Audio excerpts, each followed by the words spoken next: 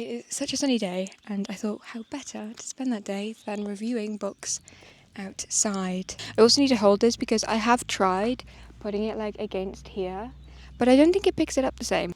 We have relocated and we're in a slightly more spider prone zone, but I think we'll live. The bench I wanted to sit on is actually not in the sun, and I thought on a sunny day like today, and there's not many left, I suppose, of summer, especially when you live near Scotland, gotta make the most of it. So anyway, I've got the basket here full of books, and I'm going to do a little review for you because, oh, hello, there's a little moorhen if you could hear that. I don't know if you can because I'm using the microphone. Oh my gosh, there's a little aphid on me. Come on my finger. Can you see him? Whee! I'm just going to reach up and get a random one. So, I read The Burial Plot by Elizabeth McNeill, or MacNeil. I got this from a shop in a bookshop in Corbridge, which was actually so lovely. I can't remember the name, but I'm sure I'll remember it eventually, and maybe I can tell you it on here. I actually didn't notice it until I was at the checkout, and the lady recommended it to me and said that she just read it and it's really, really good. It's good now that I know, but I would never pick this up. This looks too... I mean, is it just me or does that look like a teenage kind of thing, right?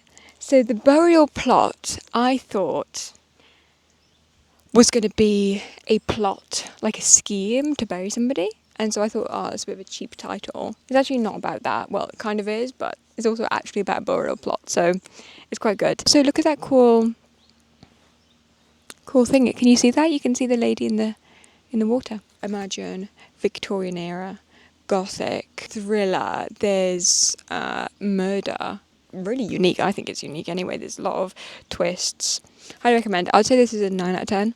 I feel like I enjoyed it so much, but it's not like a quote literary masterpiece. Once we got The Beast of Paris, which I actually read right at the beginning in June.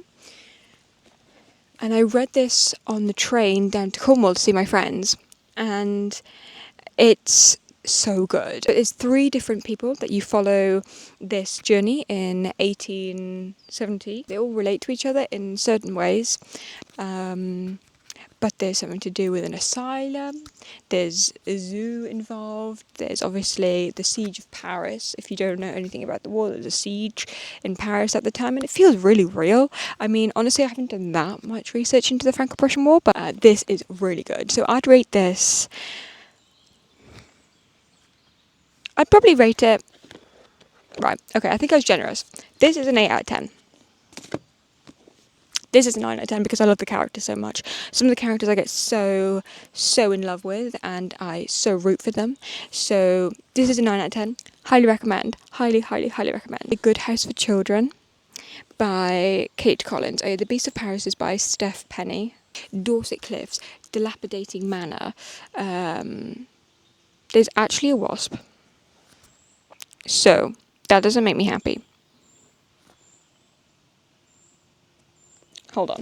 Okay, cool. Okay.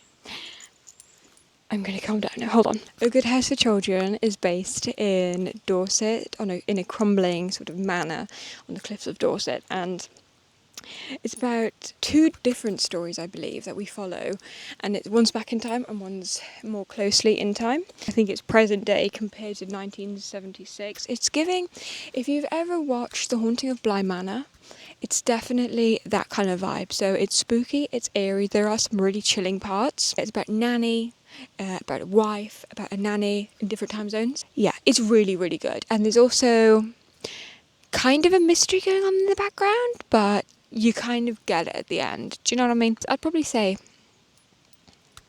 it's like a 6 or a 7, just because it's not really long enough to get that attached to any of the characters, but it's very, I mean, I like a good airy read. I find them cozy. I know that might be weird. Maybe some people don't understand what I mean, but I would highly recommend this to anybody who likes something airy. If you like The Haunting of Bly Manor or The Haunting of Hill House, that kind of thing, this is kind of the vibe. The Exhibitionist by Charlotte Mendelsohn. So this one is the only one out of this whole stack that I didn't finish. Now, I didn't finish it because I actually did not like it. It's probably my fault that I read the blurb wrong. I thought it was going to be a momentous weekend, you know, his exhibition, controversial, I don't know, some murder's going to go down or something. Nothing happens, really. It's kind of just like family dilemmas, which, you know, somebody funny, furious, sexy. I found it none of those things. I kind of just found it a bit dull. I wouldn't recommend. Onwards. The Little Stranger by Sarah Waters. Now, I bought this quite a while ago and I only just finished reading it because the blurb sounds so good. But then when I got home, I looked at the front cover and I went, ooh, I don't know about that. This front cover, to me, gives like speed read, cheaply written kind of stuff. To me, that's what this gives. The book itself is not like that at all. Now, trust me when I tell you, it is scary. So, when I was in bed one night, I hadn't brushed my teeth, I hadn't taken my makeup off, and I was sitting there reading this because also it is so, it's got so much momentum. You want to keep reading. And so I was reading a section and I was literally terrified and I didn't go brush my teeth that night. This was scary. In parts, it's scary, and it's also really good. Now, I can make a whole video about this and to do with the ending of the book because it is so interesting, so good, and it's also, I love an ending that trusts the reader's intelligence. It doesn't just, you know, lay it all out for you. It trusts you to know. Do you know what I'm trying to say? I don't know if you know what I mean, but if you read this, you know what I mean. Highly recommend. I'd say this is a 10 out of 10. I was thoroughly engaged. It was interesting because the characters were interesting. None of the characters I loved. I didn't love any of the characters, but that's why I loved them. Do you know what I'm trying to say? They're all flawed. They're all severely flawed. There's, you know, creepy stuff going on that, you know, you can make your mind up in the end. I know I've made my mind up about this doctor that kind of has a love for this house that is now, unfortunately, dilapidating because it's kind of moved on from the era of grand houses and the family's struggling. And, you know, Roderick, the guy who, the son of Mrs. Ayres, I'm not doing it justice by explaining it. You need to read this, and I have been thoroughly inspired to read the rest of Sarah Waters' work.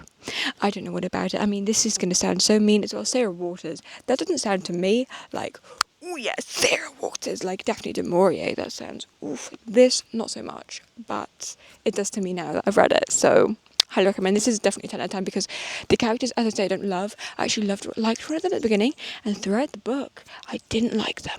And if you read it, I think you'll know who I mean. And it's also a book that is written by a woman, but in the male narrative. 10 out of 10 would recommend. And carrying on from the male narrative, I reread The Secret History. I don't have it with me because it was actually my sister's copy, so she's taken it up to Edinburgh with her. But I think I'll probably get my own copy because in, you know, a couple months I might want to reread that because, again, it's a 10 out of 10. I loved it. I loved the story. I know it's such a basic favourite book, but it honestly is one of my top 3, top 5, because it is just so good. And, you know, I've seen criticisms from it because it's like so full of this like pretentious kind of elitist group of people. But if you haven't read it, I definitely would recommend because there's a chance you're going to love it just like me. And honestly, amazing. 10 out of 10. Donata. I don't need to say that much more because I feel like it's so well known. The Cloisters. It is so good. Now, I was actually thinking about it the other day and I was like, oh yeah, it was quite good. But then I remembered the ending.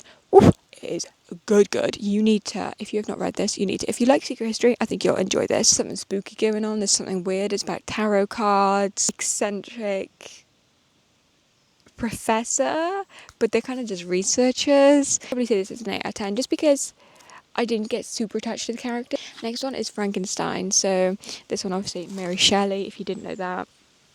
Then fair enough, you don't have to know that. I'm not judging you if you didn't know that. But anyway, so this is Frankenstein by Mary Shelley, and this is such a nice cover. So freaking good. So good. People are always going to say it's good because it's got such a good reputation. Listen, it's good regardless of its reputation. Just got an energy to it, and it makes me feel like I'm going insane reading it. I've never watched a Frankenstein film, but I've seen, you know, Frankenstein on Hotel Transylvania, and I've seen like people dress up as Frankenstein, and I've seen clips of what people well, you know, I've seen Igor, the film, and that kind of thing. So I assumed he was going to be slow. He was going to be, you know, had this massive forehead that's like, you know, protruding, and that he's like, you know, speaks like, you know, a zombie like me want, I don't know, whatever. He's not like that. He is agile. He is scary. He is like 8 foot tall. The monster I'm talking about, not Frankenstein. Frankenstein is the inventor or the scientist or whatever you want to call him. There's also no Eagle. I researched when the hell was Eagle put into the story because it's not in the story at all. It was in one of the adaptations. It's not in the actual thing. That's a 10 out of 10. 10 out of 10, no doubt. Next is The Birds, short stories by Daphne du Maurier. So The Birds includes The Birds, Monte Verita, let me know if I'm saying that wrong, The Apple Tree, The Little Photographer, Kiss Me Again Stranger, and The Old Man. My favourite one was actually Monte Verita. Verita.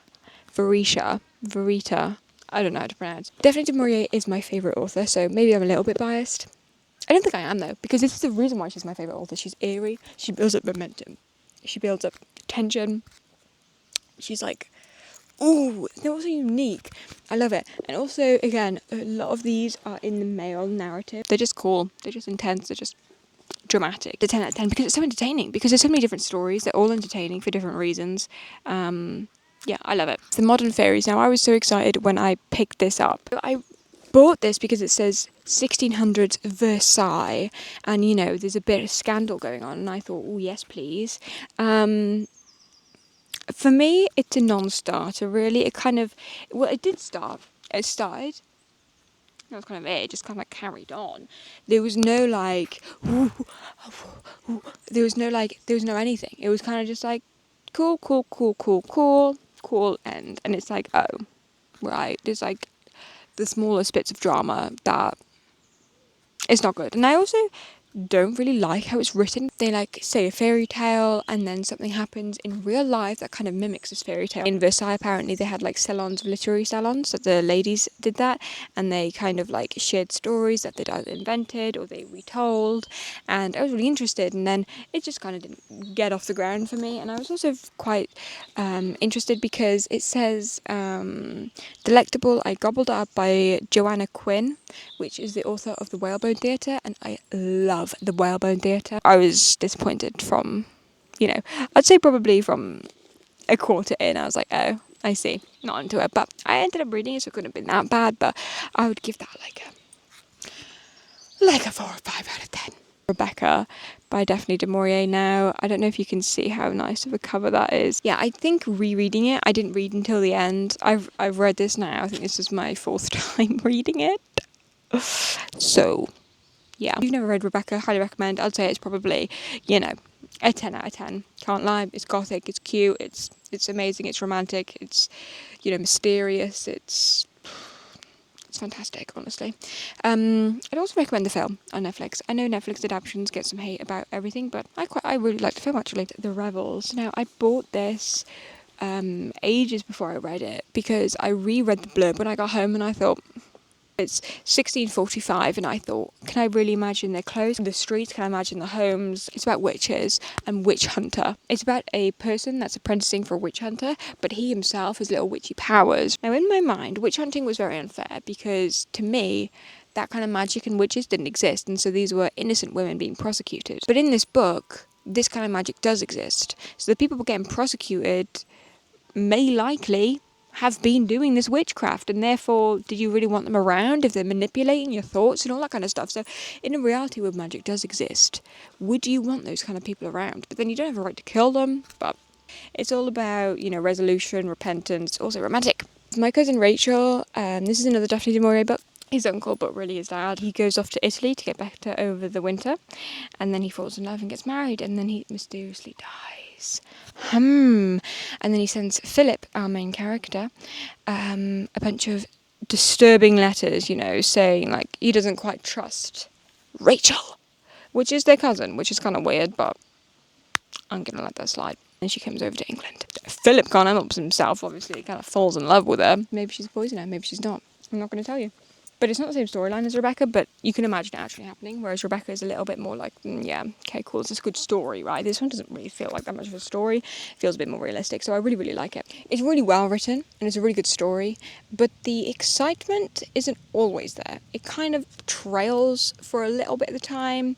It is tense, but somewhat not as surprising as some of her work. So I'm going to go an 8. Girl with a Pearl Earring. I can't really remember the film, and then I was looking for the trailer of the film, and I believe it has Scarlett Johansson and Colin Firth. So I was like, I must have been really young, because I do not recall them. And for example, you know, if I watch a film now and there's a famous actor that I know, I definitely remember that they're in that. But this was definitely a long time ago, because I cannot remember who the hell was acting, right? It feels really real, right? It's also based in, I think is it 1400s or 1600s? I think it might be, oh no, it's 1600s. She's kind of like a maid, and then she works for this painter. And I love it because I love painting, so when they were talking about the paint and the processes he used to do, it kind of made me appreciate that I'm allowed to just buy my own paint, not having to grind all the pigments myself. The story itself, like, there's not that much going on, but the whole book is really good. I would say this is probably an 8. Talented Miss Ripley. Now, I was so excited to read this because quite a long time ago, I watched the film, The Talented Miss Ripley, with Jude Law and Matt Damon and is it Gwyneth Paltrow, I believe. And I remember loving the film with my sister. But then I kind of forgot the story. I remember he was kind of like a con person, and he was kind of pretending something, but I couldn't quite remember. So I was like, I need to read the book before I rewatch the film. And I think I was especially inspired because Netflix came out with an adaptation called Ripley. Now, I'll talk about that in a second. So this is by Patricia Highsmith. You know, quite a lot happens actually for it not to be very long. I would say this is a 9 out of 10 because it's so exciting. It's very interesting. It's, you know, it's really good. So the film for me highlights the aesthetic side of it, and then Ripley the series focuses only on the dark side. But I do have a critique for the series. I know it's only based on this, but one of the charms I think of Tom Ripley is that he's charming. He puts on this person he wants to be, and that's one of his talents. You know, he's talented, Mr. Ripley. He's not, you know, weird Mr. Ripley. Do you know what I'm trying to say? So in the series, he comes across as very intense, very strange, and you can see originally freaking sinister. Do you know what I mean? Here, it's less so. I mean, I know what's going on, but, you know, Dickie doesn't. I think the film does a better portray of the actual book. I'd say this is a 9 out of 10. I'd highly recommend. I'd say this is a good summer read because they're in Italy. Last one is White Nights by Fyodor Dostoevsky. I must admit, I bought this solely because of TikTok. I had never heard of it before. People were raving about it, okay? They said it was amazing, and, you know, I saw a quote or two from it, and I was like, oh, I need to read it. The characters are quite intense, but unrealistically intense, in my opinion. The story itself isn't that cool. It's not that interesting. The moral is good. The end quote I like. There's actually a big section here. So, my God, a whole minute of bliss. Is that really so little for the whole of a man's life? So I like that quote because I kind of live by that. As in, you know, the happy moments in your life might not be the most frequent, or they might not be the most long-lasting moments in your life, but I know from my experience they're the ones that I live in the most in my head. They're the ones that I always retreat to, that I find comfort in, that I find inspiration in, and so they are the best parts. And so 1 minute of bliss is that so little because you can always come back to that bliss, right, in your own mind, and so it kind of lasts longer than really it does. That's the way I always live. So even if something bad happens, it's like, oh well, I've had a lot of good things as well, because, you know, I can retreat to that good bit anytime I want, right? But I don't think you need a story for that, you know, just publish the quote, just give me a quote on Pinterest with that only, like, I don't need a story to go with, right? So, yeah. There's also a second short story in here by Dostoevsky, obviously, called Bobok. I haven't finished reading it. I'm about halfway through it. So, I mean, I kind of hope it's going to be better, but I was halfway through White Nights and I was like, oh, this is disappointing, and then I got to the end and I was like, thoroughly disappointed. But the thing is, it's not that bad of a story, but I think because it was just so hyped up and so recommended by loads of people, that I really thought was going to be spectacular, and it was kind of just okay. It was okay. It was okay. Whatever. That concludes the review of my summer books. Ooh, stiff. So hopefully you enjoyed that review. Let me know if you have read any of those and your thoughts, because I love talking about books. I could go into detail about each of these books, but this is kind of more of an overview of it. I actually bought quite a few more like classics. Not like as in Suetonius and Plato, not that kind of classics. I mean like classic literature. So next time I'm reviewing my autumn books, hopefully there'll be quite a lot of spooky ones. There's actually quite a few gothic ones in here, but that is my favourite genre. So hopefully you enjoyed that, and hopefully you have enjoyed sitting outside with me of a lovely late summer day. And yeah, I can actually show you where I'm sitting now. And so yeah, so this is where I'm sitting on the nice picnic blanket.